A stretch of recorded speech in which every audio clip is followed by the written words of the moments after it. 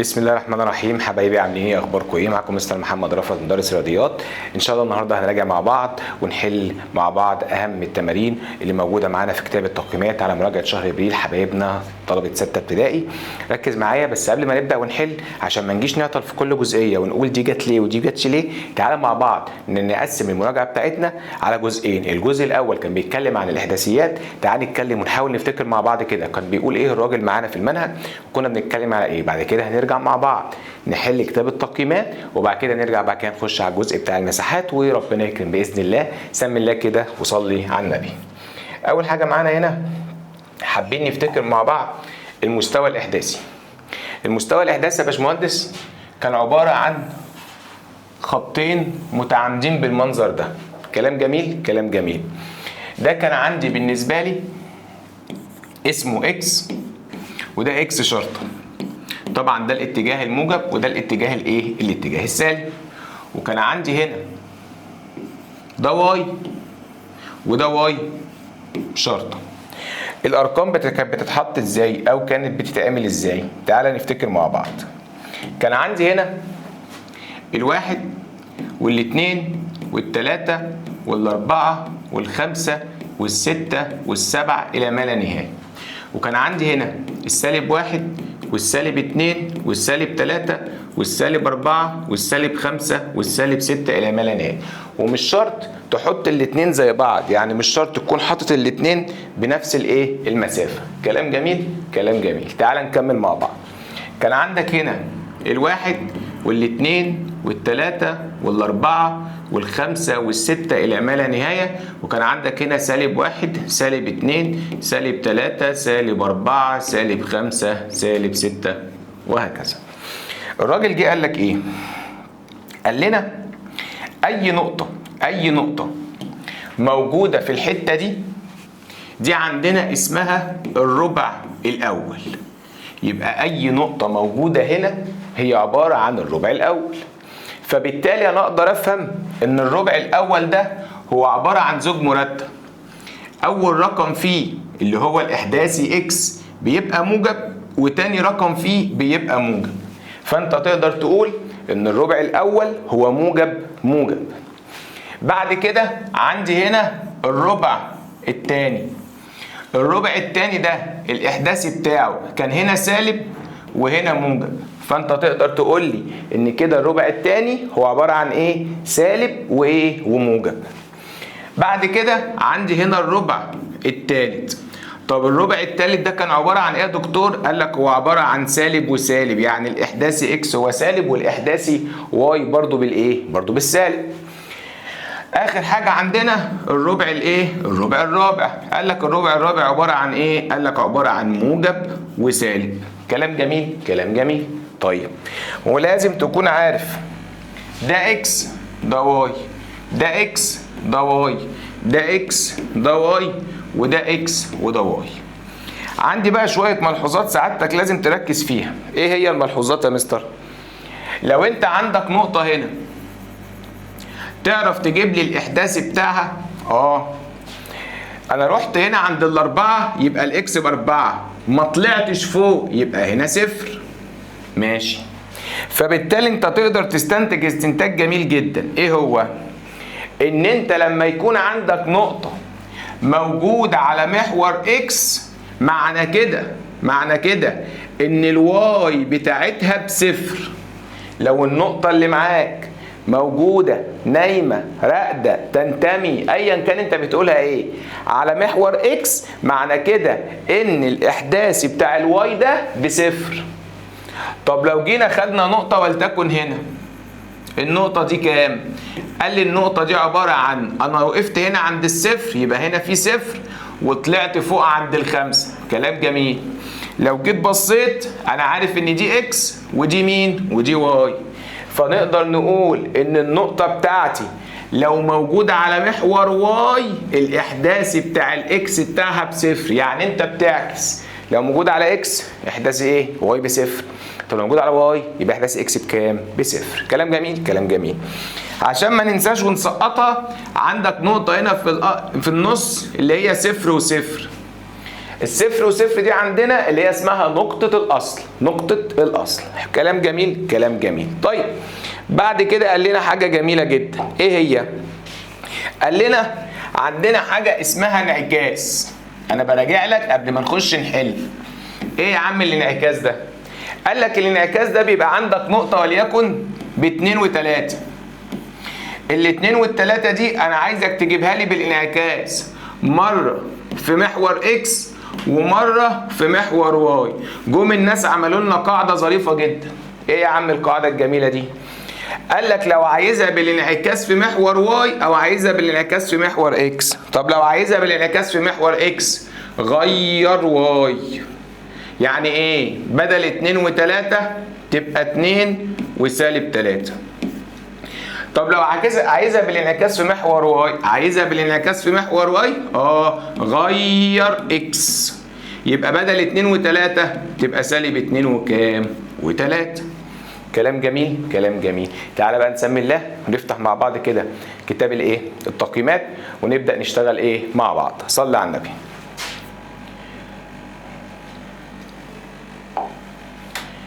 نبدأ هنا كده مع بعض. احنا حاولين نقسم لك الأسئلة على قد ما نقدر. أول حاجة بيقول لك الإحداثي واي في الزوج المرتب 3 و7. انت فهمت ان اول رقم اكس تاني رقم واي. هو عايز الاحداثي واي، فبالتالي الاحداثي واي يا كابتن هيبقى بكام؟ ب7. ركز ان الفيديو بتاعنا ممكن يطول شويه، فانت هتيجي تقول لي ايه يا مستر اصل الفيديو كبير. حبيبي احنا بنشرح، انا ممكن احل لك الكلام ده كله هياخد في ايدك ربع ساعه، لكن الفكره كلها ان احنا ان شاء الله مع بعض كل نقطه موجوده في سؤال في كتاب التقييمات احنا هنوضح اصلها وجت منين زي ما عملنا في اول الحصه بتاعتنا. هنا بيقول لك الاحداثي اكس لنقطة الأصل. الإحداثي إكس لنقطة الأصل، فسعادتك هتتسرع وتجري تجري تجري وتاخد نقطة الأصل اللي هي 0 و0. لا، هو عايز الإحداثي إكس. أنا نقطة الأصل عندي هي عبارة عن 0 و0. أنت عايز الإحداثي إكس؟ الإحداثي إكس اللي هو ده. يعني مين يا مستر؟ يعني 0. ثواني بس عايزين نبص نشوف الدنيا واضحة ولا مش واضحة. إن شاء الله واضحة. طيب لو جينا بصينا على رقم 3،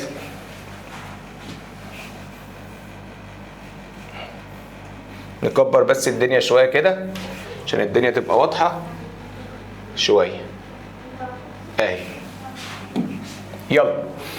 رقم 3 بيقول لك النقطة تقع على محور اكس. عشان النقطة بتاعتك تقع على محور اكس لازم الاحداثي بتاع الواي بتاعها يكون ب0. قولها كده معايا. عشان النقطة بتاعتك تقع على محور اكس لازم الاحداثي بتاع الواي يكون ب0. فانا هروح ادور على النقطة على الزوج المرتب اللي الاحداثي بتاع الواي بتاعها ب0. انا عندي هنا الواي ب0، انا عندي هنا الواي ب3 لا، انا عندي هنا الواي ب1 لا، انا عندي هنا الواي ب2 لا. فبالتالي مين اللي معايا؟ الكام وكام؟ ال2 والايه؟ والصفر. تعال نكمل.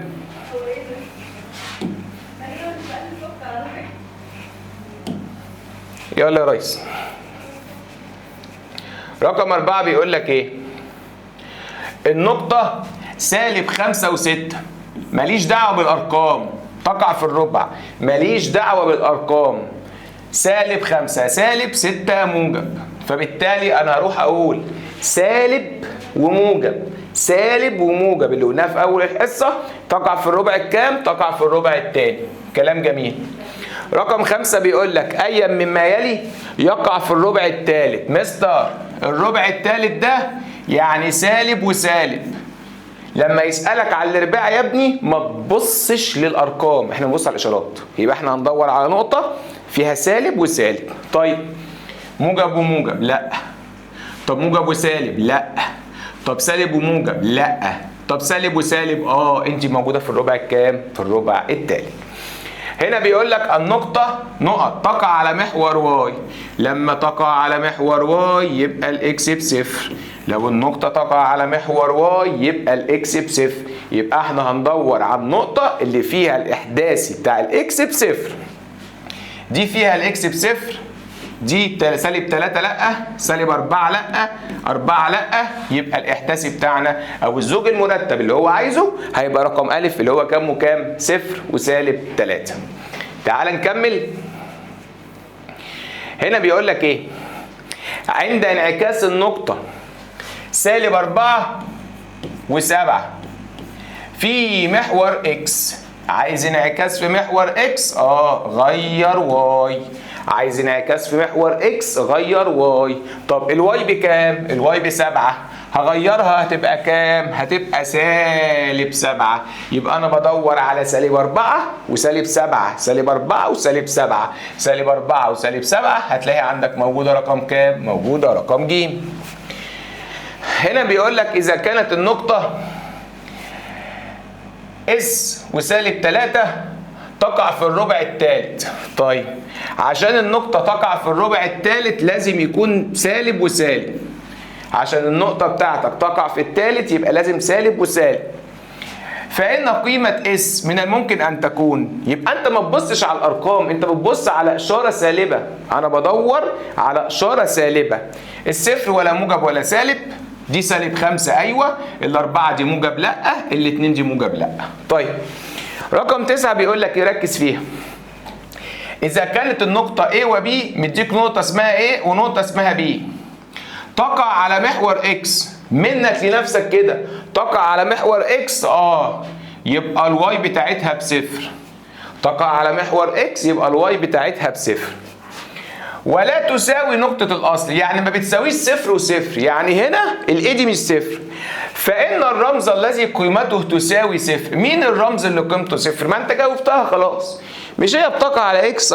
يبقى الواي بصفر، يبقى البي هي اللي بصفر، يبقى قيمة بي هي بصفر. طبعا ما ينفعش ناخد كلاهما، لأن هو اداك شرط أو اداك معلومة، قال لك إن هي إيه يا كابتن؟ لا تساوي إيه؟ نقطة الإيه؟ نقطة الأصل. كلام جميل. تعال نشوف رقم 10. بيقول لك النقطة 3 و0 تقع على محور اكس. 3 و0 تقع على محور اكس. ما انا عارف انها تقع على محور اكس عشان الواي بتاعتها بصفر. فإن انعكاسها على محور واي، يعني انت لو عندك مستوى احداثي كده، كلام جميل، وعندك النقطة 3 و0 هنا، دي كده 3 و0، عايز انعكاسها على محور واي. انعكاسها على محور واي، انعكاسها على محور واي يعني هيرد الناحية التانية كده اهو، هنا اهو، هيبقى في الحتة دي كده. فانت لو خدت بالك ان النقطة الأصلية بتقع على محور اكس، والصورة بتاعتها برضو يا مستر الانعكاس بتاعها بيقع على محور اكس، فبالتالي هو بيقول لك يبقى انعكاسها يقع على محور واي، فين؟ يبقى يقع على محور اكس. احنا هنجيب انعكاسها على واي، يبقى الاصل موجود على محور اكس، والصورة موجودة برضو على محور مين؟ على محور اكس. رقم 11 بيقول لك النقطة كذا وكذا. مستر انت ما قريتش الارقام ليه؟ لان انا مش محتاج الارقام، هو بيسألني على الارباع، تقع في الربع، يبقى انا الاشارة اللي معايا عبارة عن ايه وايه؟ الاشارة اللي معايا يا دكتور هي عبارة عن سالب وموجب. معنى ان الاشارة اللي معاك سالب وموجب، شايف حركة ايدي؟ سالب موجب سالب موجب، يبقى تقع في الربع الثاني، فبالتالي تاخد الربع الثاني. رقم 12 بيقول لك ايا مما يلي يقع في الربع الثالث. الربع الثالث يبقى انا بدور على سالب وسالب. الربع الثالث يبقى انا بدور على سالب وسالب. موجب وموجب لا، موجب وسالب لا، سالب وموجب لا، سالب وسالب بغض النظر عن الارقام اللي موجوده ماليش دعوه، انا بدور على ايه؟ انا بدور على اشاره. هنا بيقول لك في كل مما يلي يقع في الربع الرابع. الربع الرابع يعني موجب وسالب، يعني انت هتدور على حاجة فيها موجب وسالب، بس هو بيقول لك ما عدا، يعني كلهم موجودين في الرابع، يعني كلهم موجب وسالب، كلهم موجب وسالب ما عدا. طب تعال، ده ايه؟ ده موجب وسالب. طب ده ايه؟ ده موجب وسالب. طب ده ايه؟ ده سالب وسالب. طب ده ايه؟ طب موجب وسالب. بالله عليك يا شيخ لو انت مش فاهم، لو انت في الكنافه، مين المختلف؟ السالب والسالب يا مستر. خلاص يا مستر، يبقى ناخد رقم كام؟ رقم ج. تعال نكمل. بيقول لك هنا النقطه نقط تقع تقع على محور اكس، صح دي اكس؟ اكس. النقطة تقع على محور اكس يبقى الواي بتاعتها بصفر. النقطة تقع على محور اكس يبقى الواي بتاعتها بصفر. يبقى انت يا باشمهندس هتخش تدور في الازواج المرتبة على نقطة الواي بتاعتها بصفر، الواي بتاعتها بصفر. هنا لا. طب هنا في صفر؟ يبقى هي دي. طب هنا في صفر؟ لا. طب هنا في صفر؟ لا. يبقى الاختيار بتاعك رقم كام؟ رقم ب. رقم 15 بيقول لك ايه؟ عند انعكاس النقطة في محور اكس، معلش لو في حاجة مش واضحة شوية كده كده انت المفروض قدامك الكتاب. عند انعكاس النقطة في محور اكس ينتج النقطة نص وسالب 2 وربع زي ما هي باينة قدامنا كده، جميل؟ طب انت عايز تجيب انعكاس في اكس؟ عايز انعكاس في اكس؟ يبقى المفروض ان هو عمل ايه؟ هو غير واي، هو غير اشارة واي. يبقى النقطة 2 وسالب 2 وربع دي كانت في الاصل ايه؟ كانت في الاصل نص، انا اسف، نص.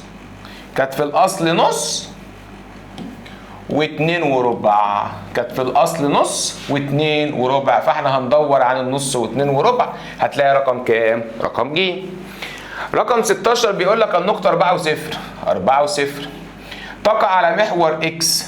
النقطة 4 و0 تقع على محور مين؟ اكس. طب ما انا عارف ان هي بتقع على محور اكس، ليه؟ يا باشا يا مستر عشان الواي بتساوي 0، ماشي. انعكاسها على محور واي. طب ما انت لسه قايلها لي، ما انت لسه قايل لي النقطه دي مستر، ده المستوى الاحداثي. كلام جميل، كلام محترم. تعالى كده نكبر البتاعه دي سيكه. انت عندك نقطه 4 و0 اهي، تقع على اكس، ما انا رسمتها على اكس اهو. انعكاسها في واي، يعني لما تبص الناحيه الثانيه هتنزل هنا هتبقى برضو بتقع على محور مين؟ على محور اكس، فبالتالي هتختار الاختيار الاول. تعال نكمل. هنا بيقول لك انا عايز المسافة بين النقطتين اي واف على خط الاعداد ده. ممكن بس نوضح الدنيا دي، المفروض اف ودي اي.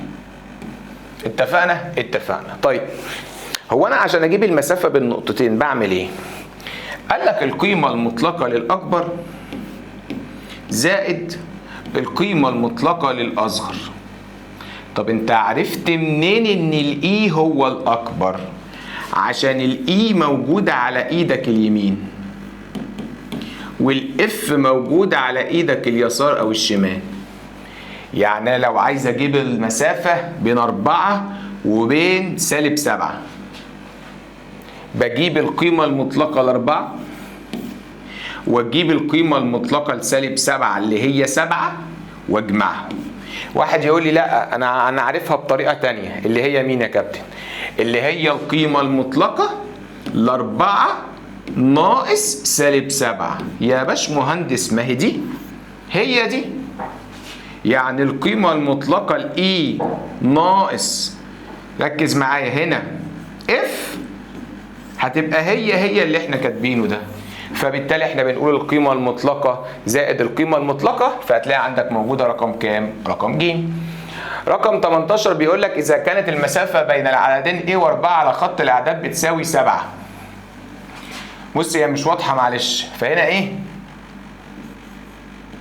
وهنا 7. لو أنت رحت كده شغلت مخك، هو بيقول لك المسافة بين A و4، لا دي 4 دي 4 دي 4 دي 4. فلو انت رحت شغلت مخك، هو بيقول لك ان المسافة كام؟ 7. دي 4 صح؟ يبقى اللي قبلها 3، يبقى اللي قبلها 2، يبقى اللي قبلها 1، يبقى اللي قبلها 0، يبقى اللي قبلها -1، يبقى اللي قبلها -2، يبقى اللي قبلها -3. يبقى دي بكام يا باشا؟ يبقى -3. هتلاقيها عندك موجودة فين؟ رقم ب. رقم 9 أو رقم كام؟ رقم 19. المسافة بين النقطتين 4 و7 وسالب 3 و7. تعالى كده نكبرها لك. 4 و7 صح كده؟ تعالى ليه؟ أيوه، وسالب 3 و7. بص يا ريس، لما تيجي تجيب المسافة بين نسوجين مرتبين، أنت ما عندكش القانون اللي هيقول لك تجيب المسافة بينهم إزاي. فادونا قاعدة حلوة، ايه هي؟ ان احنا بنشوف الاحداث المتشابه. مين الاحداث المتشابه هنا؟ الواي، فسعادتك بتكنسل الاحداث المتشابه. كلام محترم، كلام محترم. وتروح بعد كده مين الكبير؟ الاربعة. هات لي القيمة المطلقة بتاعته 4، يبقى القيمة المطلقة الأربعة زائد اللي بعده -3، هات لي القيمة المطلقة بتاعته ب3، يبقى كأنك بتجمع 4 و3 يدينا 7. واحد تاني يقول لي لا أنا خدتها بطريقة تانية، القيمة المطلقة للكبير اللي هي كام؟ 4 ناقص -3. يا باش مهندس ما هي ما السالب ده هيخش على السالب هيبقى ايه؟ موجب، في 4 و3 يدينا كام يا دكتور؟ هيدينا كام؟ 7. يبقى احنا الإجابة بتاعتنا هنا هتبقى كام؟ هتبقى 7. نيجي نكمل مع بعض. بيقول لك رقم 20 النقطتان 5 و3 و5 و8، 5 و3 و5 تقعان على خط رأسي واحد، خط أفقي واحد، خطان معا غير ذلك. بص يا باشا، احفظ وافهم. لو انت جيت بصيت هنا اكس وهنا واي، وهنا اكس وهنا واي، فالطبيعي ان انت هتنخدع وتقول الاكس بتساوي الاكس. الاكس ده محور ايه؟ محور افقي، يبقى بيقع على محور افقي. طب ما تيجي نرسم عشان الحاجات دي بتلخبطك. لو انت رسمت مستوى احداثي وحطيت نقطة اسمها 5، رحت عند ال5 وطلعت عند ال3، دي ال5 ماشي، ودي 3 مثلا، وبعد كده حطيت نقطة 5 و8، رحت عند ال5 ودي مثلا 8 وطلعت عند ال8. هو بيقول لك يا دكتور النقطة أو الخط ده خط إيه؟ ده خط رأسي، فالإجابة بتاعتك هتبقى خط رأسي. فأنت لو عايز تحفظ اعكس، لو الاكس بتساوي الاكس يبقى الاكس ده افقي، لا يبقى هما بيقعوا على خط ايه؟ رأسي. لو عايز ترسم ارسم اللي انت ايه عايزه. هنا بيقول لك النقطة بي و5 تقع على محور واي، تقع على محور واي يبقى الاكس ب0، تقع على محور واي يبقى الاكس ب0. مين اللي هنا اكس؟ البي، يبقى البي بكام يا باشمهندس؟ ب0. رقم 22 بيقول لنا ايه؟ النقطة 4 وايه تقع على محور اكس. يو بقى لو ما تقع على محور اكس يبقى الواي ب0، تقع على محور اكس يبقى الواي ب0، يبقى هنا عندي ايه؟ يبقى الايه بكام؟ ب0. تعال نكمل. بيقول لك هنا ايه؟ اي من الازواج المرتبة الآتية لا تقع على نفس الخط الأفقي مع النقطة 3 و2، دي اكس ودي واي. تعالى الأول نمشي بالقاعدة. هما عشان يمشوا على خط أفقي يبقى لازم الواي تساوي الواي. فأنت عندك الواي هنا ب2، وعندك الواي هنا ب2، وعندك الواي هنا ب2، وعندك الواي هنا ب4، وعندك الواي هنا ب2، فبالتالي هتبقى دي. طب واحد تاني يقول لي لا انا ما فهمتش. يا باشا ما عادي، تعال هقول لك حاجه حلوه. تعال نرسم.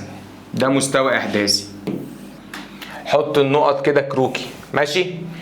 اول نقطه معانا 3 و2، 3 ادي ال3 تطلع عند ال2، دي ال2 اهي، دي النقطة الأصلية ماشي؟ ماشي. تعال نشوف بقى مين راكب معاه في نفس السكة. أول واحدة 7 و2، روح عند ال7 واطلع عند ال2. 5 و2، روح عند ال5 واطلع عند ال2. 2 و4، روح عند ال2 واطلع عند ال4. 0 و2، روح عند ال0 واطلع عند يا باشا بص النقط دي كلها موجودة على نفس الخط. افهم ما تحفظ. النقط دي كلها موجودة على نفس الخط ما عدا الحزينة دي. الحزينة دي اللي هي كانت كام؟ كانت 2 و4. يبقى انت الاختيار بتاعك هيبقى كام وكام؟ 2 و4. رقم 25، لا استنى 24.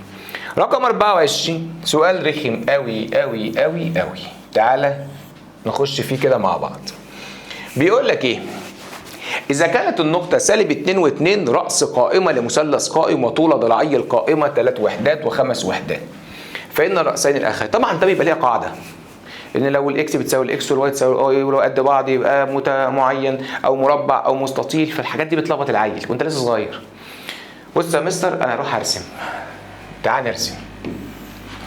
ده كده مستوى احداثي، ركز معايا. نحط النقط كده بخط خفيف. ادي الواحد، ادي الاثنين، ادي الثلاثة، ادي الاربعة، ادي الخمسة، ادي الستة، ادي السبعة، ادي الثمانية. وهنا الواحد، وهنا الاثنين، وهنا الثلاثة، وهنا الاربعة، وهنا الخمسة، وهنا الستة، وهنا السبعة. وهنا السالب واحد، السالب اتنين، السالب تلاتة، السالب اربعة، السالب خمسة. ماشي. ها سالب خمسة والسالب ستة والسالب سبعة. ونفس الكلام هنا، معلش شكلها معفن شوية، سالب اتنين سالب تلاتة. بس احنا عايزين ايه؟ نتأكد من حلنا. أول نقطة سالب اتنين واتنين، دي الأصلية اللي أنا عاملها بالأحمر، دي الأصلية. سالب اتنين واتنين، دي النقطة اللي أنا عايزها. دي مش هتتمسح. طيب وبعدين؟ بيقول لك بقى تعال نجرب دول. سالب سبعة واتنين. ده احنا محتاجين نكمل ده يا مستر. هنكمل ده للأسف. تعال نطول ده كده سيكة ونروح نكمله. سالب تلاتة، سالب أربعة، سالب خمسة، سالب ستة، سالب سبعة. معلش المرة الجاية هنكون مجهزين شبكة كده والدنيا تبقى أروق من كده إن شاء الله. تعال نحط النقط يا ريس. يلا الحمرة دي احنا مش هنمسحها، ماشي؟ اتفقنا. يلا أول نقطة بسالب اتنين وخمسة، روح عند السالب اتنين واطلع عند الخمسة، هي دي النقطة. والتانية بسالب سبعة واتنين، روح عند السالب سبعة واطلع عند الاتنين، هي دي النقطة. هل أنا لو قفلت ده يبقى مثلث قائم؟ طب ما التانيين برضه يا مستر يبقوا مثلث قائم. لا استنى، ما هو مدينا شرط. ايه الشرط؟ ان واحدة فيهم بتلاتة. تعال نعد كده. واحد اتنين تلاتة، دي بتلاتة. والتاني بخمسة. تعالى كده نعد اهي زي دي كده. واحد اتنين تلاتة اربعة خمسة، يبقى دي بخمسة. الله، يعني انا اختار اول اختيار؟ اختار اول اختيار. طب احنا لو كنا حطينا نقط تانية، يعني ايه نقط تانية؟ بص يا ريس عشان تبقى فاهم بس.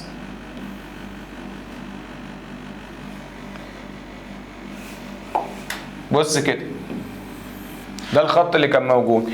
ايه النقطة الأصلية؟ سالب اتنين واتنين، سالب اتنين واتنين. لو انت رحت حطيت مثلا، هنجرب دي، سالب اتنين وسالب تلاتة، سالب اتنين وسالب تلاتة اهي. والتانية تلاتة وسالب تلاتة، تلاتة وسالب تلاتة. انا وصلت دول. تعال نعد كده. دي واحد اتنين تلاتة اربعة، مستر خمسة كمان. طب ما هي خمسة. طب ما تشوف التانية. بص بقى دي واحد اتنين تلاتة اربعة خمسة. لا يا مستر مش قد بعض. يبقى الحل بتاعك اللي هو رقم كام؟ رقم أ. رقم 25 بيقول لك إذا كانت النقاط A B C D هي رؤوس مستطيل. عايزين نجيب A دي. أدي ال A بأربعة وسالب أربعة، وأدي الدي بسالب اتنين وسالب أربعة. فيجي عيل شاطر جدا يقول لي استنى، أنا فاكر دي أنت قلتها من شوية. إيه؟ مين الإحداث اللي شبه بعض؟ سالب أربعة وسالب أربعة. يلا يا باشا كنسله، مش عايزه. مين الكبير؟ الأربعة. هتلاقي القيمة المطلقة يبقى أربعة. مين الصغير؟ سالب اتنين. هتلاقي القيمة المطلقة اتنين. أعمل فيهم إيه؟ أجمعهم. يدينا كام؟ يدينا ستة. يبقى عندك هنا كام؟ ست إيه؟ ست وحدات. تعال نكمل. هنا هيبدأ بقى يخش معانا على متوازي الأضلاع والمثلث والمستطيل والكلام ده كله. فصلى على النبي. وقبل ما نخش تعالى بقى ايه اراجع لك الايه؟ القوانين. قال لنا يا باشمهندس احنا عندنا هنا متوازي اضلاع. قال لك متوازي الاضلاع ده بينزل منه هنا عمود. العمود ده عندي في الرياضه انا بسميه ارتفاع. طبعا عندك في الرياضه في المنهج الجديد هيبقى اسمه اتش. اتش دي اختصار لكلمه هايت. الهايت ده يا مستر بينزل على القاعده دي. فدي قاعدة عندنا في الرياضة بيسميها بيس. البي اللي هي اختصار لكلمة ايه؟ بيس. جميل؟ جميل. وبعد كده قال لك استنى، ده انت عندك كمان ارتفاع هينزل من هنا. الارتفاع اللي هو مين؟ اتش. فبالتالي دي هتبقى اسمها البيز او القاعده المناظره ليه، فدي هتبقى اسمها القاعده. فجم قالوا لنا خلي بالك بقى يا دكتور، انت كده عندك حاجتين. ايه هما الحاجتين؟ عندك الارتفاع ده والارتفاع ده. طب بالنظر كده مين الاكبر؟ البتاع اللي بالاخضر دي ولا اللي بالاحمر؟ اللي بالاكبر. فده يبقى اسمه الارتفاع الاكبر، وده يبقى اسمه الارتفاع الاصغر. لو خدت بالك ان الارتفاع الاكبر نازل على القاعده الاصغر. حلوه الحته دي.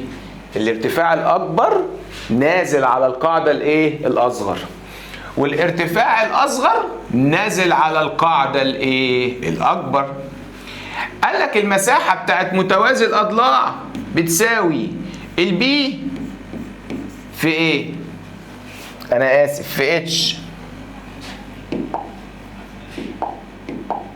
في اتش يعني ايه؟ يعني القاعده في الارتفاع المناظر له. اكتب ده عندك عشان ايه؟ تحفظ. يبقى مساحه متوازي الاضلاع القاعده في الارتفاع المناظر له، مساحه متوازي الاضلاع القاعده في الارتفاع المناظر ايه؟ له. كلام محترم، كلام محترم. جه بعد كده اتكلم معانا على مثلث. فقال لك المثلث ده بينزل منه عمود. فالعمود ده يبقى اسمه ايه؟ ارتفاع، اللي هو مين؟ اللي هو اتش. فالعمود ده بينزل عمود عمود عمود عامل زاويه قائمه على البتاعه دي، فالبتاعه دي يبقى اسمها الايه؟ القاعده المناظره له، اللي هي اسمها ايه؟ اللي هي اسمها بي. طب عايزين نجيب مساحه المثلث. قال لك مساحه المثلث اللي هي المساحه عندنا رمزها ايه؟ ايه دي اختصار لكلمه اريا. اريا يعني مساحه. هيساوي نص ايه في بي، يعني نص القاعدة في الارتفاع، بس برضو لازم نذكر كلمة الارتفاع المناظر ايه؟ المناظر له. اتكلم معانا تاني عن ايه؟ اتكلم معانا عن مساحة سطح متوازي الاضلاع. ركز معايا عشان الحاجات بتاعت المجسمات دي بتعمل لك قلق. ده كده ركز معايا.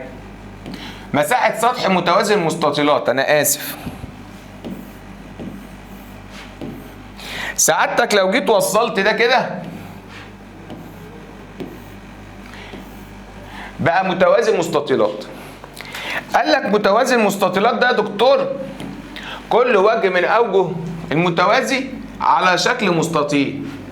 ده الطول اللي زمان كان عندك اسمه ال، وده العرض اللي تحت دي اللي كان زمان عندك اسمها دبليو. ال دي اختصار لكلمه لينز، والدبليو اختصار لكلمه ويدز العرض. واللي فوق دي اتش. اتش دي اختصار للهايت. الهايت دي اللي هي ارتفاع. قال لك لو عايز تجيب مساحه سطح متوازي الايه؟ المستطيلات، هتقول 2 في، بص بقى الحته الهيصه اللي جايه دي، امسك ال اضربها في الدبليو يبقى ال دبليو، زائد امسك ال اضربها في الاتش يبقى ال اتش، زائد امسك الدبليو اضربها في الاتش يبقى دبليو اتش. دي مساحه سطح متوازي الايه؟ المستطيلات. جه اتكلم بعد كده مع حضرتك على حاجه اسمها الهرم الرباعي.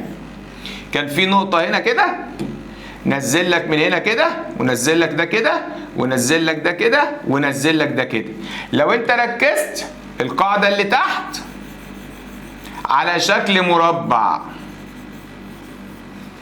والوجه ركز في الحته اللي جايه، الوجه ده على شكل مثلث. الهرم اللي انت بتروحه في الجيزه ده واللي احنا ما بنروحوش الحمد لله ده ولا بنشوفه، في كام وجه؟ كام وجه مثلث؟ 4. واحد هنا، واحد في الجنب، واحد في الجنب، وواحد ورا. والقاعده بتاعته على شكل ايه؟ القاعده على شكل مربع. يبقى انت عشان تجيب مساحه هرم، عشان تجيب المساحه بتاعته او مساحه سطحه، هتجيب مساحه المربع وتجيب مساحه كام مثلث؟ 4 مثلثات.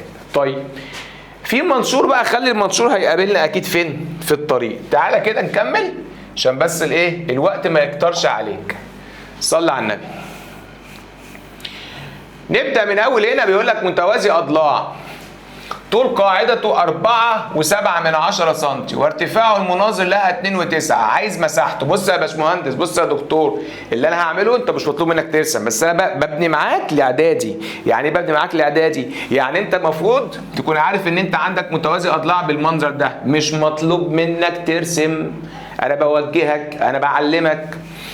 عندك هنا يا كابتن القاعده دي ب4.7، ونازل عليها ارتفاع بكام؟ ب2.9.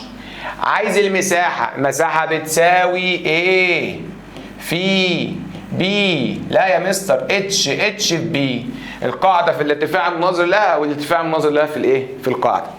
يبقى من الاخر هتمسك ال4 وال7 تضربها في ال2 وال9. تيجي بقى تصوصو انت بقى تقول لي هو الضرب ده؟ يا باشا الضرب معاك، الضرب لسه معاك ومش معاك حاله حاسبه، فتشغل مخك. فصلي على النبي وتعالى نكمل. شايف الاتنين دي؟ مالكش دعوه بيها. يلا بينا. 7 في 9 ب63، 3 ومعانا ال6. 4 في 9 ب36، 36 اجمع عليها 6، 6 و6 يبقى 42. خلصت مهمة دي. خش على الاتنين نزل صفر، عشان زمان كان عندنا حاجه اسمها خانة العشرات. اضرب 2 في 7، طبعا نشطب على ده. اضرب 2 في 7 ب14، 4 ومعانا الواحد. اضرب 2 في 4 ب8 و1 9. اجمع دول. 3 و0 3، 2 و4 6، 4 و9 13. باشا باشا باشا، ما تنساش العلامة العشرية، ما تنساش العلامة العشرية، ما تنساش العلامة العشرية. هنا جت بعد رقم وهنا جت بعد رقم، يبقى تتحط بعد رقمين، يبقى 13 و63، 13 و63. بس في حاجة. ايه؟ استنى، انا اسف. ليه؟ تعالى اقول لك ليه. هو عايز ايه؟ عايز مساحة. المساحة بتتقاس بسنتيمتر ايه؟ مربع. يبقى 13 و63 متر مربع، او سنتي مربع، او ديسي مربع، او كيلو مربع، او بتنجان مربع. المساحة لازم تكون بالوحدات المربعة. المساحة لازم تكون بالوحدات المربعة. فهو ابن الذين حاطط لك في الاول دي عشان ناخدها، كنا نختارها غلط غلط. يلا يا باشا. معين. مستر نعم. هو انت بتنسى ليه؟ انت ما اتكلمتنيش على المعين يا حبيب قلبي. اتعامل مع المعين زيه زي متوازي الاضلاع، لان مساحه المعين بتجاب بالاقطار وانت ما عندكش اقطار الترم ده. اتفقنا؟ اتفقنا. معين مساحته 60 وارتفاعه 10، عايز طول ضلعه. ممكن اعدلها. متوازي اضلاع مساحته 60 وارتفاعه 10، اوجد ضلعه، اوجد قاعدته. اوجد ضلعه، اوجد قاعدته. يعني القاعده بتاعت متوازي الاضلاع هي ضلعه، ضلعه بتاع المعين هو قاعده. يا مستر لخبطتنا يا ابني، افهم. المعين متوازي ماشي، الضلع بتاع المعين هو قاعده، هو ضلع. فهو يقول لك ضلعه يبقى عايز قاعدته. طب ايه القاعدة؟ انت ما قلتها لناش دي. ايه القاعدة بتاعت المتوازي؟ القاعدة بتساوي المساحة على الارتفاع. احفظ دي واكتبها عندك، بتيجي في الامتحانات كتير. القاعدة بتساوي المساحة على الارتفاع. القاعدة بتساوي المساحة على الارتفاع. المساحة 60 على الارتفاع 10، فالصفر يروح مع الصفر يتبقى 6. 6 ايه؟ 6 سنتي. تعال نكمل. هنا بيقول لك ارتفاع متوازي اضلاع 10، الارتفاع ب10 ومساحته 120، عايز القاعده. ما انت لسه قايلها ياض لسه قايلها القاعده ياض. القاعده بتساوي المساحه على الارتفاع. القاعده بتساوي المساحه على الارتفاع. القاعدة بتساوي المساحة 120 على الارتفاع اللي هو 10. الصفر مع الصفر يروح، يبقى كام؟ يبقى 12 سنتي. يبقى دي 12 ايه؟ 12 سنتي. بيقول لك مثلث طول قاعدته 40 وارتفاع المناظرة 14، عايز مساحته. طب ايه مساحة المثلث؟ مساحة المثلث بتساوي نص في القاعدة في الارتفاع. مساحة المثلث نص القاعدة في الارتفاع، يبقى نص، ركز عشان في ناس كتير بتنسى النص. نص في القاعدة، القاعدة بكام؟ ب40، يبقى نص في 40 في الارتفاع بكام؟ ب14 في 14. كلام محترم، كلام جميل جدا جدا جدا. اجيبها ازاي دي يا مستر دي؟ يا عبيط، شايف الصفر ده؟ طلعه بره. ماشي. وهات نص، خلاص ده كده مات. هات نص ال 14 مثلا. نص ال 14 كام؟ 7. امسك السبعة اضربها في الأربعة. 4 في 7 ب 28. 28 هو مديها لنا بالايه؟ بالسنتي، يبقى سنتيمتر مربع. باشا، بشوية، بشابيشو، 280 سنتي. لا 280 سنتي مربع هي، بس احنا ايه عملنا عليها اهي 280 سنتيمتر ايه مربع. رقم 30 بيقول لك ايه؟ مثلث مساحته 30. تطلع يا حاج؟ ماشي. عايز ايه انت؟ تعال نفضي بس ناحيتها كده شويه. مثلث مساحته 30 وارتفاعه 10، عايز قاعدته. ماشي. ايه القاعده بتاعت المثلث؟ طب ما انت لسه قايل لي بتاعت المتوازي المساحه على الارتفاع، يبقى القاعده بتاعت المثلث يا السياط. بس امشي، اسكت، غلط. قاعده المثلث بتساوي 2 في المساحة على الارتفاع. قاعدة المثلث، اكتب القوانين دي يا ابني. قاعدة المثلث 2 في المساحة على الارتفاع. قاعدة المثلث 2 في المساحة على الارتفاع. يبقى همسك الاتنين اضربها في المساحة اللي هي 30 واقسمها على الارتفاع اللي هو 10. ودي الصفر مع الصفر، اتبقى 2 في 3 يدينا كام؟ 6 6 6، يبقى 6 سنتي ان شاء الله يا رب. تعال نكمل. بيقول لك هنا ايه؟ بيسألك على القانون. مساحة المثلث القائم. فانت تقول لي القائم؟ يا ابني مساحة أي مثلث في الكوكب نص ايه في بي، نص بي في اتش، نص بي في اتش، نص بي البي اللي هي القاعدة مضروبة في نص، واتش اللي هي الارتفاع. يبقى مساحة المثلث نص بي في اتش. اوعى تتلخبط. 32 بيقول لك مثلث طول قاعدته 25 وارتفاعه المناظر 10، عايز مساحته. يعني هو بيقول لك انا عندي مثلث، القاعدة اللي تحت دي يا باشمهندس ب 25 سم، وهو جه راح هوب نزل لك عليها ارتفاع، فبنقول عليه ارتفاع مناظر ب 10 سم. كلام محترم. عايز ايه؟ عايز المساحة. طب مساحة المثلث بتساوي ايه؟ نص في القاعدة اللي هي 25 في الارتفاع اللي هي 10. بس نص ال10 5. 5 في 25، طلع ايدك ياض. 25 25 25 25 25 25 و25 50. 25 و25 50. 50 و50 100، ومعك كمان 25 يبقى 125. 125. استنى استنى استنى، دي مساحة يبقى سنتيمتر مربع. المساحة سنتيمتر مربع، المساحة سنتيمتر مربع. طيب رقم 33 بيقول لك ايه؟ مثلث مساحته 24. تعال نحل في الحتة دي. وارتفاعه 8، فإن قاعدته. يا مستر سهلة، القاعدة بتساوي المساحة على الارتفاع، وحسبي الله، ما تنساش تضرب في 2. القاعدة بتساوي 2 في المساحة على الارتفاع. ده مثلث، القاعدة بتساوي، عشان انت تعويض هتمسك ال 24 تقسمها على 8 يدينا كام؟ 3 يا مستر دي مش موجودة. ما انت حظك ونصيبك، لو موجودة هتختارها. غلط. ده مثلث، يبقى تمسك المساحة اللي هي ب 24 تضربها في 2 اللي هي ثابتة في القانون، وتقسمها على الارتفاع اللي هو 8. يلا يا عم احسبها بمخك او برجلك. 2 في 4 ب 8، و2 في 2 ب 4 على 8. 48 على 8، 8 في كام؟ 48 6. يبقى 6 سم يا مستر. نختار رقم كام؟ رقم ألف. تعال نكمل.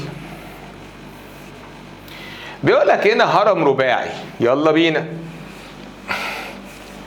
مساحة قاعدته 30 ومساحة أحد أوجهه 10. عايز مساحة سطح. الراجل ده راجل في القمة في الاحترام. بص يا باشا، أنت عندك هرم رباعي،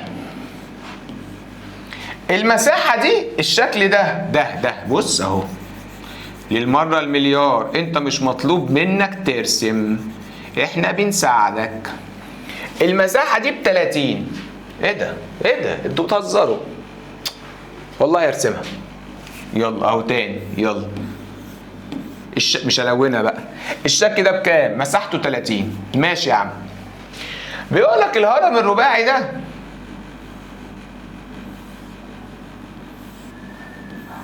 معوق شويه بس مش مشكله. مساحه سطحه مساحه احد اوجهه، يعني مساحه المثلث ده.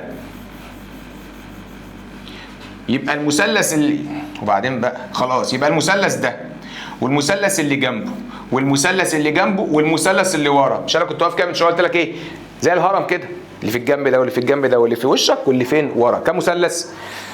4. مساحه واحد فيهم بكام؟ ب10. يبقى ده ب10 وده ب10 وده ب10 وده ب10. والقاعده مساحتها كام؟ مساحتها 30. اجمع دول كلهم ب40 ومعاك 30 يبقوا كام؟ 70. يبقى تختار 70. بيقول لك هنا المجسم اللي بيتكون من قاعدتين على شكل مثلث وثلاث اوجه مستطيله. باشا بصمك دي منشور منشور منشور منشور. انت عندك مستطيل ومستطيل ومستطيل ومثلث ومثلث. لو جمعت دول على بعض يعمل لك الشكل اللي هو اسمه ايه؟ اللي هو اسمه منشور. طيب بدور على حاجه والله في الاوضه تبقى على شكل منشور بس مش لاقي. حظك وحش. يلا تعال نكمل، حتى معناش ورق يعني. رقم 36 بيقول لك مكعب مساحه احد اوجهه 5. معاك مكعب مساحه احد اوجهه 5. هو المكعب ده عامل ازاي يا مستر؟ اهو يا قلب المستر. ده ايه؟ مكعب يهبل، ده مربع. مساحة ده ب5 وده كمان وده كمان وده كمان وده كمان وده كمان مكعب. هو بيقول لك مساحة الوجه اللي في الجنب ده او مساحة اي وجه بكام يا مستر؟ ب5. انا تعبت والله تعبت. 5 ماشي. يبقى مساحة الوجه الواحد 5. طب بقول لك ايه، وانت بتلعب السلم والتعبان كده او بنك الحظ، حجر النرد فيه كام وجه؟ حجر النرد فيه 6. شاطر. يبقى انت معاك واحد ب5 والتاني ب5 والتالت ب5 والرابع ب5 والخامس ب5 والسادس ب5. ادي 1 2 3 4 5 6. بدل ده كله اعمل 5 في 6 تدينا كام يا مستر؟ تدينا 30. تروح تختار ال30 باذن الله. رقم 37 كتبته لك انا على السبوره من شويه. اي من التعبيرات الرياضيه التاليه، ركز معايا، يمكن استخدامه لايجاد مساحه سطح متوازن مستطيلات. فاكر؟ فاكر يا مستر. 2 وفتحت قوس، مسكت ال ضربتها في الدبليو، ومسكت ال ضربتها في الاتش، ومسكت الاتش ضربتها في الدبليو. كلام محترم، كلام محترم. دور عليها فين ال اتش هي دي ودي طبعا تتبصمج وتتحفظ في مخك يا باشمهندس. تعال نكمل. لا راح كده لسه معايا. هنا بيقول لك باستخدام المستوى الاحداثي، ركز كده، اكتب ايه؟ الازواج المرتبه. ادي دي وادي ار وادي اف. طيب تعال نشوف كل واحد فيهم راح فين. دي الار ودي الدي ودي الاف اعتقد ذلك. يلا الار نازله عند الواحد ورايحه عند الواحد، يبقى 1 و1. الاف موجوده على محور اكس، يبقى الواي ب 0. دي الاف صح؟ وهنا في كام؟ معلش مش باينه 3، هتلاقيها موجوده عندك في الكتاب. طب دي نازله هنا اهو عند مين؟ عند التلاته، رايحه عند مين؟ ادي 1 2 3 4 5، يبقى 3 و5 3 و5. اتمنى ان احنا ما نكونش لخبطنا، لان هي مبكسله هنا خالص ومش باينه. في كتاب التقييمات معاك اكيد باينه طبعا وزي الفل. يلا بينا. هنا بيقول لك حدد النقاط على المستوى الاحداثي ثم حدد النقاط التي تمثل انعكاس لبعضها او لنفسها في محور اكس. ايه يا عم ده؟ بص انا هرسم شبكه اهي، طبعا انت هتحط في الشبكه دي ماشي، بس انا هرسم هنا عشان الدنيا تبقى اوسع شويه، وانت بقى ايه مع نفسك في الشبكه النظيفه دي. ده الخط بتاعنا. اتفقنا؟ اتفقنا.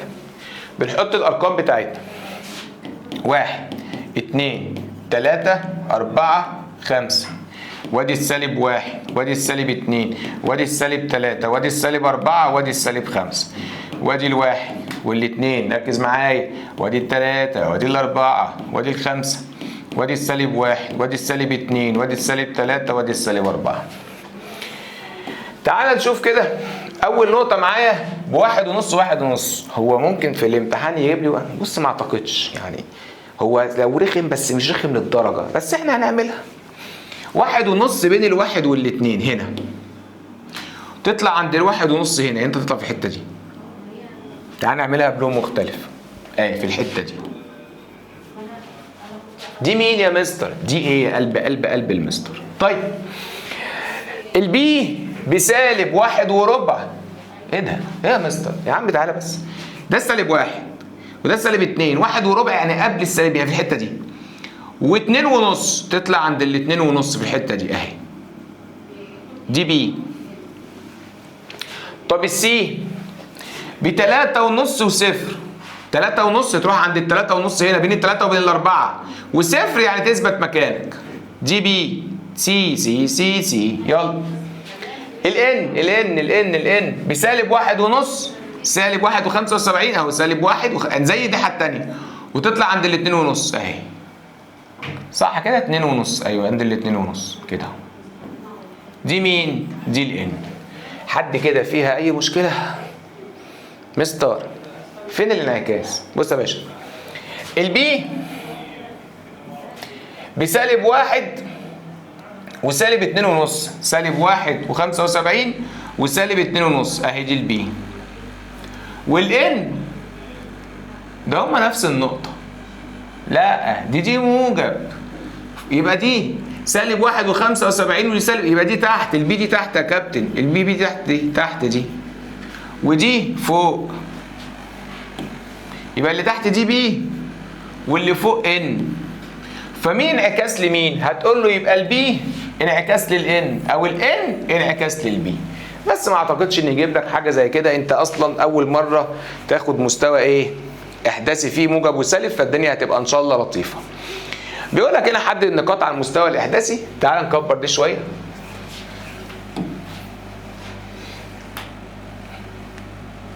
تعال نكبرها كده شويه. ايوه عشان نعرف نرسم. يا رب تكون باينه عندك شويه. يلا نروح نجيب قلم صغنون كده. ده الواحد. ايه ده وحش قوي. امسح. هات حاجه بنص يا عم اهو. ده 1 ده 2 ده 3 ده 4 ده 5، ده سالب 1 ده سالب 2 ده سالب 3 ده سالب 4 ده سالب 5، ودي 1 2 3 4 5، ده سالب 1 سالب 2 سالب 3 سالب 4 سالب 5. كلام جميل؟ كلام جميل. يلا يا عم حط لي النقط، احط لك النقط.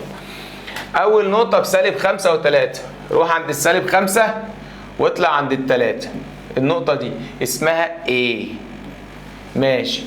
تاني نقطة بسالب 5 وسالب 2، روح عند السالب 5 وانزل عند مين؟ عند السالب 2 اهي. النقطة دي اسمها B.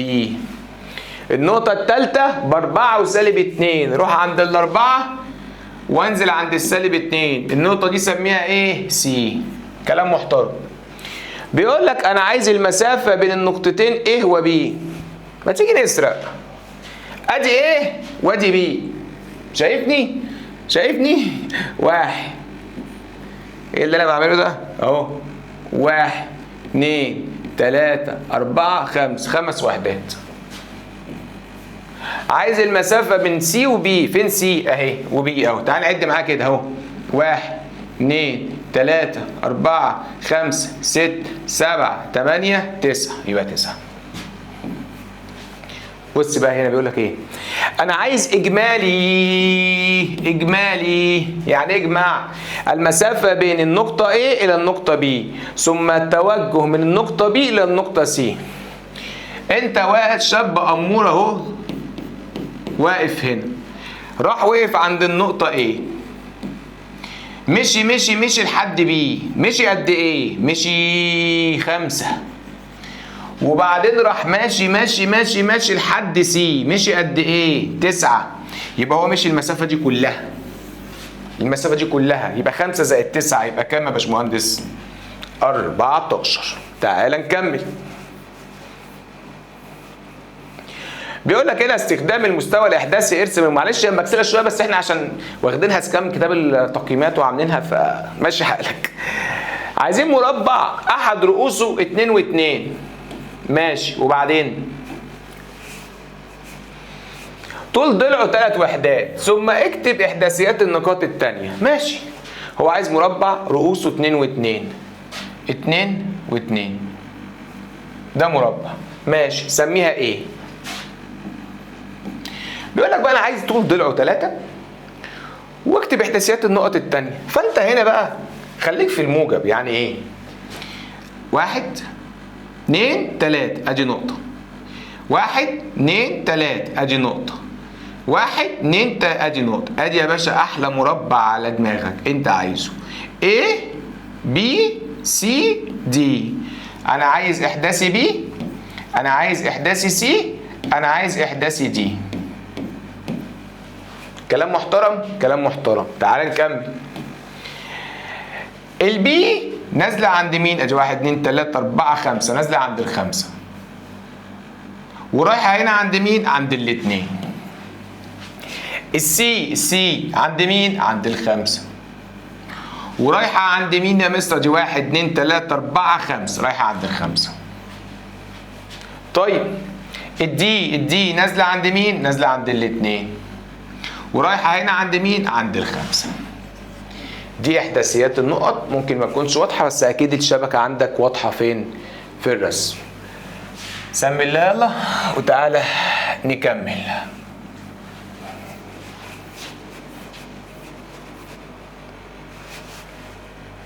ماشي. بص بيقول لك هنا بقى متوازي اضلاعه معين ومتوازي. متوازي اضلاعه ده كان في اخضر وجاي دلوقتي ايه؟ في المقالي. فهي تعال ناخد رقم 5. متوازي اضلاع طول قاعدته 10 ومساحته كام؟ 40. اوجد طول الارتفاع المناظر لهذه القاعده. يبقى انت هتقول له الارتفاع اللي هو اتش بيساوي المساحه اللي هي الاريا الايه على الايه؟ القاعده. طب المساحه مديها لنا بكام؟ ب 40.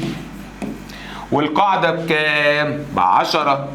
فالطير الصفر مع الصفر يدينا 4 سنتيمتر. وطبعا الارتفاع ده طول يا شباب بيتقاس بالسنتي، مفيش سنتيمتر مربع. سنتيمتر مربع ده بيبقى للمساحه بس. معين ضلعه 3.5. خليك بقى شاطر وحياة اهلك يا شيخ، وحياة ابوك وامك وخالتك وكل الناس الحلوين.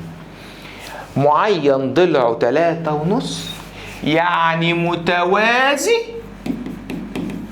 قاعدته 3. مستر ارسم. هرسم لك يا عم. ده متوازي القاعده بتاعته ب 3.5. بيقول لك نازل عليه ارتفاع اهو ب 2.7. كلام جميل. عايز ايه؟ عايز المساحه. يبقى انا هقول له المساحه بتساوي القاعده في الارتفاع المناظر لها اللي هي بي في اتش. طب القاعدة بكام؟ ب3.5 في الارتفاع اللي هو كام؟ 2.7. هو انا لسه هتضرب يا حبيبي. انت وراك ايه يا بابا؟ هتضرب يا حبيبي بخطوات يا بابا. اكيد مش هتعرف تجيبها كده. يلا بينا. 2.7. 2.7 هنضربها في 3.5. نضربها في 3.5. يلا يا عم. سمي الله كده وركز معايا. اخفي دي كأنها مش موجودة. 5 في 7 ب35، 5 ومعانا التلاتة. 5 في 2 ب10 و3 13. اشطب دي اشطب دي نزل صفر، اشطب دي اشطب دي نزل صفر. ايه اللي انا عملته ده؟ استنى هنشطب مين؟ اشطب دي. يبقى انت معاك هنا كام؟ معاك هنا 3. معاك هنا 3. انا اسف، معاك هنا 3. يلا 3 في 7 ب21، 1 ومعانا الاتنين. طب 3 في 2 ب6 اهو، ومعايا 2 8. اجمع دول اجمع دول، يلا بينا يلا. 5 و0 5، 3 و1 4. طب 1 و8 9. مستر ايه؟ العلامة هنا بعد رقم وهنا بعد رقم، يبقوا بعد رقمين، وهي دي المساحة اللي هو عايزها. تعال نوسع نفسنا بقى مساحة كده عشان السؤال رقم 7 بيقول لك متوازي أضلاع مساحته 48 ماشي، وطول قاعدته الصغرى 6.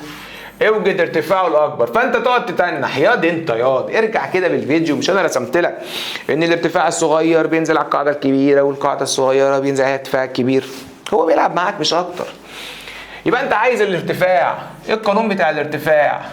المساحة على القاعدة ما تضربش في 2، بضرب في 2 في المثلث. يلا المساحة بكام؟ 48. القاعدة بكام؟ 6. ده جات لنا في اختر والله حاجة شبهها. 6 في كام؟ 48. 6 6 6 8 يا مستر 8. يبقى 8 سنتي. تعال نكمل.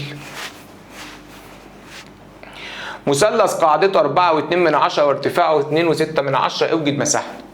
مساحة المثلث نص الايه؟ القاعدة اللي هي ايه؟ بي في الارتفاع اللي هو اتش، يبقى نص في القاعدة اللي هي ب4.2 في الارتفاع اللي هو 2.6.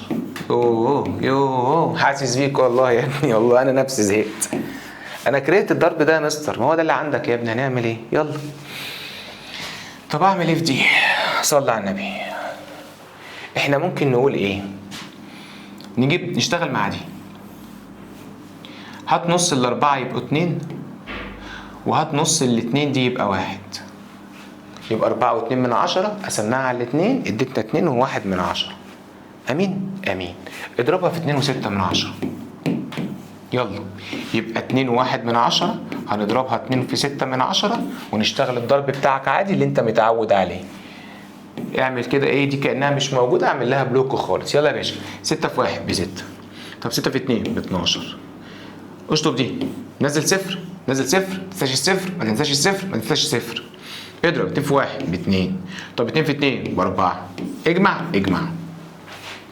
هجمع 6 مع 0 6، واجمع 2 مع 2 4، واجمع 1 مع 4 5. ما تنساش العلامة. بعد رقم يبقى بعد رقمين، يبقى المساحة بتاعتك 5.46 سنتيمتر ايه مربع. استنى راح فين؟ في سؤالين تانيين. بيقول لك مثلث. تعالى مثلث. مثلث ازاي يا مستر؟ مثلث مساحته 32 وارتفاعه 8، عايز قاعدته. ايه القانون بتاع القاعدة؟ القاعدة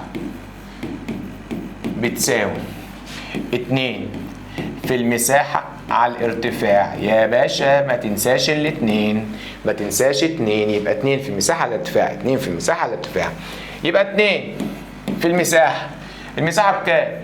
ب32 على الارتفاع اللي هو كام؟ 8. يلا يا باشا. تعرف تضرب؟ اعرف اضرب. 2 في 2 ب4، و2 في 3 ب6 على الكام؟ على 8. 64 على 8. يبقى 8 ايه؟ 8 سنتي.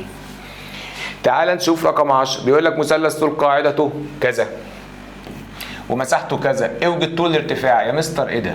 ما انت لسه يا ابني، ما هو هنا كان عايز القاعده، فبتمسك المساحه تضربها في 2 تقسمها على الارتفاع. طب هنا عايز الارتفاع، امسك المساحه اضربها في 2 اقسمها على القاعده. يلا يبقى الارتفاع بيساوي 2 في المساحه على طول اللي هي كام؟ المساحه 35 على ايه القاعده اللي هي كام؟ اللي هي 10. اعملها ازاي دي؟ 35 في 2 احسبها بالفلوس، 35 جنيه و35 جنيه 70 جنيه على كام؟ على 10. فده يروح مع ده يبقى كام؟ يبقى 7. يلا يا باشا، يلا يا باشا، تعبت شويه يا مستر، يلا بينا. بيقول لك في شكل مقابل، سؤال حلو قوي. رسم لك مثلث، حط هنا ال اتش وهنا ايه دي يا محمد؟ ام يا ماشي، وحط لك هنا دي ان، دي ان ماشي ماشي، ووصل لك دي كده، نزلها هنا وقال لك ده ايه؟ مثلث قائم ماشي. عايز ايه؟ عايز المساحه ثم طول ان اس ان سي ومديك دي كلها ب 10 ومديك دي ب 6 ومديك دي ب 8. الراجل بس هو بيرسم غصب عنه نسي يا مستر. لازم يكون عامل لك هنا زاويه قائمه، بس هم اكيد نسيوها، هم بيرسموا بس غصب عنه. لازم يكون عامل لك لازم يكون عامل لك هنا زاويه قائمه، لازم يكون عامل لك هنا زاويه قائمه. الله، طب اهو الشاشه بتهزر.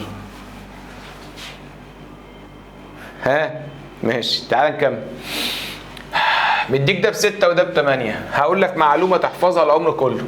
لو انت عندك مثلث قائم عايز تجيب مساحته، دي ب6 ودي ب8، احفظ القانون ده هيطلع لك في اعدادي كتير قوي. مساحه المثلث القائم نص ضلعي القائمه، نص ضلعي القائمه، او نص حاصل ضرب ضلعي القائمه. مساحه المثلث القائم نص حاصل ضرب ضلعي القائمه. يبقى همسك النص اضربها في ال6 اضربها في ال8.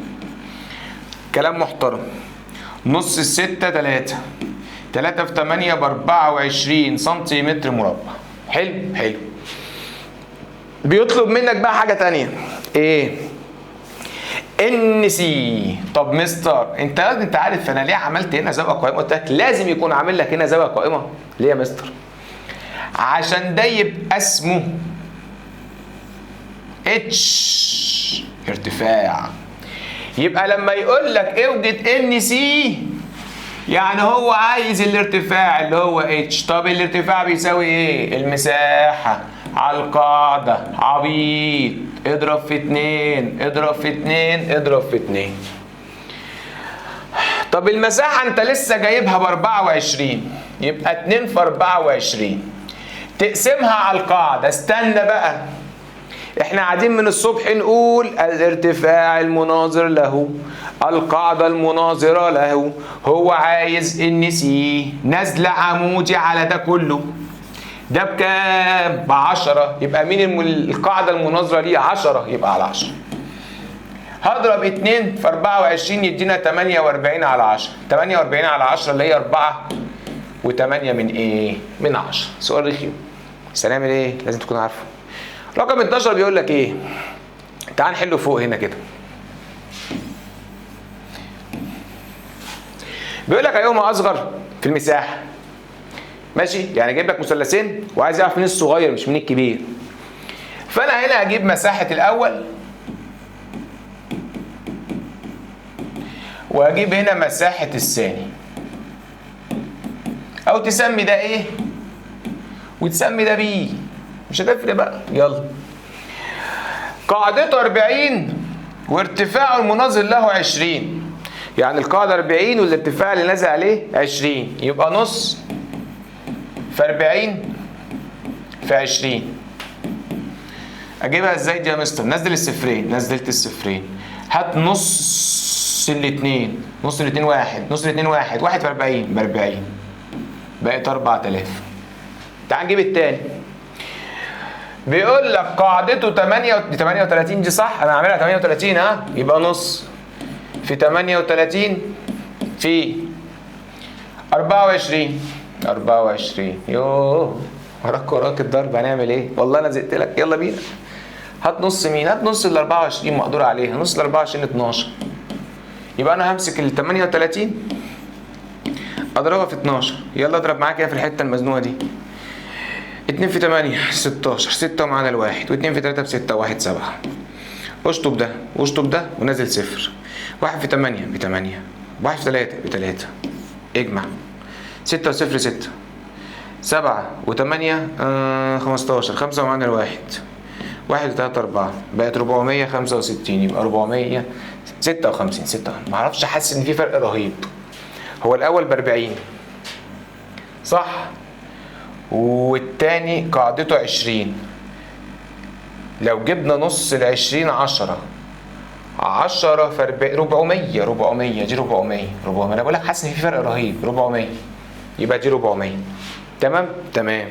واحد ب 456 واحد ب 400. يبقى مين الاصغر؟ الاول. يبقى الاول هو الايه؟ هو الاصغر. كلام جميل. لازم اكتب له ان الاول هو الاصغر. هنا بيقول لك عايز مساحة الشكل ده.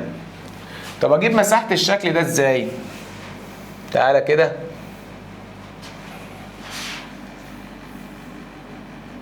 نحاول كده ايه يعني. بص يا ريس، سيكا اهو. دي قاعدة 1 2 3 4. دي ب4. ودي كمان قاعدة 1 2 3 4 5 6 7 8. يبقى دي 8. ماشي. ده نازل ارتفاع 1 2 3 4 5 6. يبقى دي 6.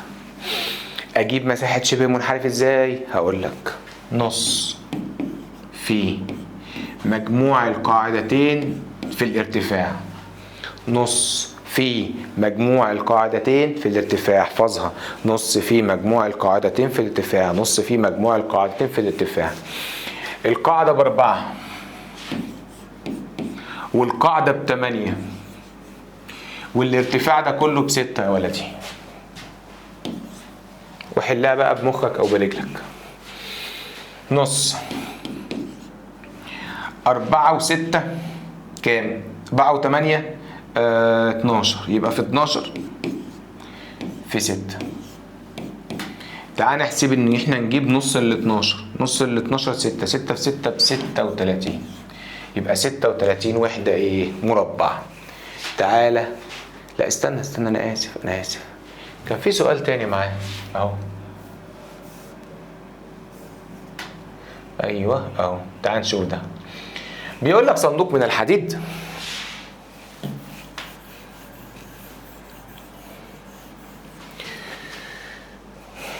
معاه حبيبي. صندوق من الحديد مكعب الشكل يراد طلاء سطحه مكعب الشكل. يعني انت بتتعامل مع 6 اوجه. يراد طلاء سطحه الخارجي، فاذا كان طول حرفه 3 متر احسب مساحة سطحه. ماشي. يعني انت عندك مكعب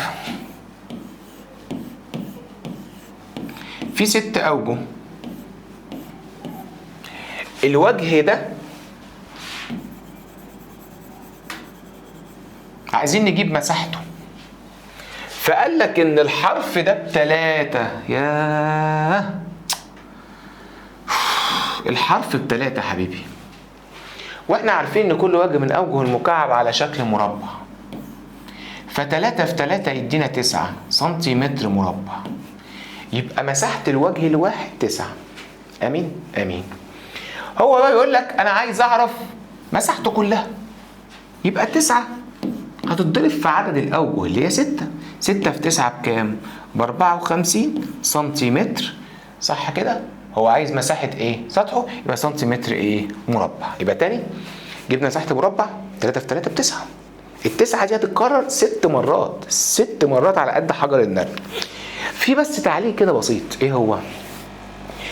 ان بيقول لك ان الصندوق ده يراد طلاء سطحه فاذا كان احسب معرفش ايه. ماشي. الصندوق ده لو محطوط يعني مثلا بص معايا كده اهو. الصندوق ده لو محطوط كده ثابت في الارض، دي معلومه ليك انت بس ما مش بتاعتك انت في سنه 6 يعني. واحنا هندهنه هو ثابت، فاكيد مش هندهن البتاع اللي لازقه في الارض. فالمكعب ده لو ثابت في الارض لما نيجي ندهنه هندهن الجنب ده والجنب ده والجنب ده والجنب ده بس، مش هندهن الجنب اللي لازق في الارض، اكيد مش هنستخدمه. ففي الحاله دي هنمسك ال9 هنضربها في 5. بس طبعا الكومنت ده يعني بعيد عليك شويه، بس قلنا نقول برضه تعال نكمل مع بعض. السؤال هنا رقم بقى 15 بيجي يقول لك ايه؟ اوجد مساحة سطح كل من المجسمات دي. واحدة واحدة بقى كده بقى وصلي على النبي. لو انت جيت بصيت على اول شكل ده متوازي مستطيلات. ماشي؟ تمام. عايز ايه؟ مديك ان ده ب10 وده ب5 وده ب3. حلو؟ حلو. عايز مساحة سطح. مش احنا في اول ما اشتغلنا قلنا ان مساحة السطح هي عبارة عن 2 في ال في دبليو زائد ال في اتش زائد دبليو في اتش. طب دي اجيبها ازاي يا مستر؟ هتمسك الاتنين تضربها في، امسك بص بقى من الاخر، ده مع ده وده مع ده وده مع ده، يعني هضرب ال10 في التلاتة 30 زائد هضرب ال10 في ال5 50 زائد هضرب ال10 في التلاتة 30 وال10 في هضرب ال5 في التلاتة 15. كلام محترم؟ كلام جميل. كمل يا مستر. اجمع بقى 30 و50 80 اجمع عليهم ال15 يبقوا كام؟ 95. يبقى 2 هنضربها في 95. اضرب يلا معايا. 2 في 5 ب10 صفر ومعانا الواحد، و2 في 9 ب18 واحد 19 يبقى 190 سنتيمتر مربع. تعالى ناخد ده كمان زيه اهو، ده نفس الفكرة. تعال ناخده في الحتة اللي تحت دي. ده ب2 ده ب3 ده ب5، نفس القانون نفس الخطوات نفس كل حاجة. همسك الاتنين وافتح قوس، همسك الاتنين مرة مع التلاتة 2 في 3 6 زائد، وامسك الاتنين مرة مع ال5 2 في 5 10 زائد، وامسك التلاتة مرة مع ال5 3 في 5 هيدينا 15. كلام جميل جدا جدا. كمل. الاتنين هتنزل زي ما هي في، يلا بينا، 6 و10 16 ومعايا 15 31 صح كده؟ 25 31. اضرب 2 في 1 ب2 و2 في 3 6 يبقى 62 سنتيمتر مربع. حلو. تعال نخش على المكعب. المكعب ده هو 6 اوجه. الوجه الواحد على شكل مربع، الحرف بتاعه او الضلع بتاعه كام؟ 6. انا عايز اجيب مساحته، يبقى همسك ال6 اضربها في 6 يدينا 36. طب هو المكعب بتاع حضرتك اللي انت بتلعب بيه ده في كام وجه؟ ما احنا لسه قايلين 6. يبقى انا همسك ال36 اضربها في 6. يلا يا ريس. 6 في 6 ب 36 36 6 ومعانا 3 3 في 6 ب 18 ومعايا 3 18 و3 21 يبقى 216 سنتيمتر مربع. تعال نشوف اخر حاجه. ايه ده بقى؟ ده المنشور اللي عامل لك وجع دماغ. هوضح لك بس الارقام. دي ب6 ودي ب10 ودي ب3. هي دي بكام؟ 8 صح؟ دي 8. بص هقول لك حل سريع وحل ماشي. هقول لك حل سريع وحل ينجزك وفي نفس الوقت لازم تفهم. المنشور ده يا باشمهندس هو عبارة عن المثلث اللي بالاحمر ده، وفي مثلث زيه الناحية التانية. يعني هنا في مثلث ده ب6 وده ب8، وفي مثلث زيه الناحية التانية، فالطبيعي ان هو ب6 و8. كلام جميل. وعندي هنا مستطيل اللي بالاخضر ده ب6 ودي ب3، فالحته دي هتبقى ب3 يعني ده ب6 و3. وعندي هنا برضو مستطيل اللي تحت ده حته ب3 وحته ب8 3 و8. وعندي المستطيل اللي فوق ده حته ب3 وحته ب10 3 و10.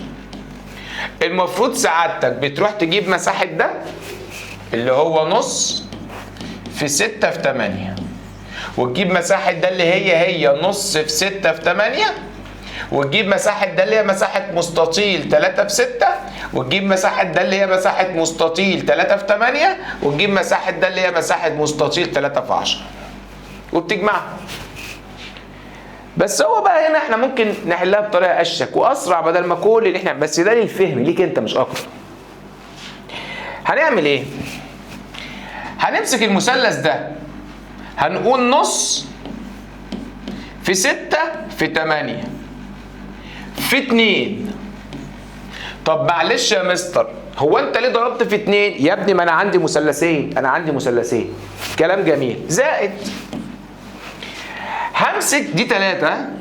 خلي بالك التلاتة دي مرتبطة بده، ومرتبطة بالمستطيل اللي الناحية التانية ده، ومرتبطة باللي فوق.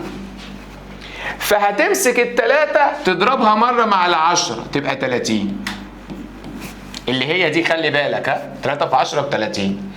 وهتمسك التلاتة تضربها مرة مع التمانية، 3 في 8 ب 24 اللي هي يا دكتور 3 في 8 ب 24.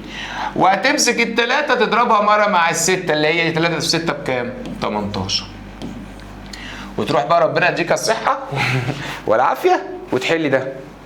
اتفقنا؟ اتفقنا. طب ما تيجي نحلها مع بعض. تعالى يا عم. الاتنين دي هتروح مع النص، 6 في 8 ب 48 زائد، اجمع دول معاه كده. ادي هنا صفر ماشي، و4 صفر، 4 و0 4، 4 و8 12، يبقى 2 ومعانا الواحد. 1 و1 2، 2 و2 4، 4 و3 4 و3 7. تعال نجمع دول بقى يلا. 2 و8 10، صفر ومعانا الواحد، 1 و7 8، 8 و4 8 و4 12، يبقى 120 سنتيمتر مربع. وكده يا باشا نكون الحمد لله يا رب، الحمد لله قدرنا نراجع معاك على قد ما نقدر. ممكن نكون طولنا عليك شويه، بس خلي بالك احنا اللي طولنا او الوقت ده وانت لسه صغنون كتكوت كده في سنه 6، عشان احنا بنشرح وبنجيب السؤال وبنقول لك القانون وبنعيد القانون مره واثنين وثلاثه وبنراجع الاحداثيات والربع الاول والربع الثاني وكل الكلام ده. مش بنخش نشرح على طول، ما لو بشرح على طول او انا بحل على طول فالفيديو ده مش هياخد فينا نص ساعه، تلت ساعه يا باشا. ربنا معاكم ان شاء الله في امتحان ابريل، ان شاء الله قفلوا باذن الله، وان شاء الله معاكم ان شاء الله في مراجعات. ربنا يكرم باذن الله. كان معاكم مستر محمد رأفت، واشوفكم على خير باذن الله.